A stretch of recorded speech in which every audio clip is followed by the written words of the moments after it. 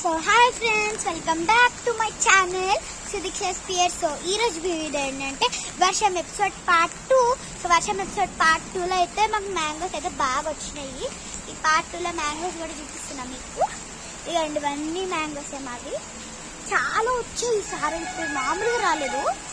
చాలా మ్యాంగోస్ వచ్చాయి. And summer సీజన్లోనే ఇంత రెయిన్ పడుతుందని నేను ఎక్స్పెక్ట్ చేయలేదు. ఇంకా రైనీ సీజన్లో ఇంకెంత పడుతుందో పదండి ఇప్పుడు మీకు రెయిన్ చూపిస్తా.